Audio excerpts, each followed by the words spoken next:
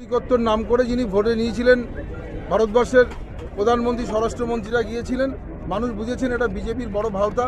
যেভাবে বলেছিলেন 15 লক্ষ টাকা করে ব্যাংক অ্যাকাউন্টে দেওয়া হবে, 2 কোটি বেকারের চাকরি দেবেন, বিজেপি যেটা বলে সেটা করে না, এটা প্রমাণিত হয়েছেন।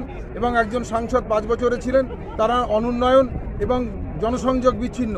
আমফান করোনার মতন পরিস্থিতিতেও যে মানুষটি বাড়ির বাইরে বেরোয়নি, তাকে মানুষ ভোট দেবে না, ওকে বর্জন করেছে। শুধু সময়ের অপেক্ষা, কয়েক লক্ষ ভোটে হারবে, তার কোনো হিসাব নেই। অসংখ্য ধন্যবাদ। নাগরিকত্বর নাম করে যিনি ভোটে নিয়েছিলেন, ভারতবর্ষের প্রধানমন্ত্রী স্বরাষ্ট্রমন্ত্রীরা গিয়েছিলেন, মানুষ বুঝেছেন এটা বিজেপির বড় ভাওতা। যেভাবে বলেছিলেন 15 লক্ষ টাকা করে ব্যাংক অ্যাকাউন্টে দেওয়া হবে, 2 কোটি বেকারের চাকরি দেবেন, বিজেপি যেটা বলে সেটা করে না, এটা প্রমাণিত হয়েছেন। এবং একজন সাংসদ 5 বছরে ছিলেন, তারা অনুন্নয়ন এবং জনসংযোগ বিচ্ছিন্ন। আমফান করোনার মতন পরিস্থিতিতেও যে মানুষটি বাড়ির বাইরে বেরোয়নি, তাকে মানুষ ভোট দেবে।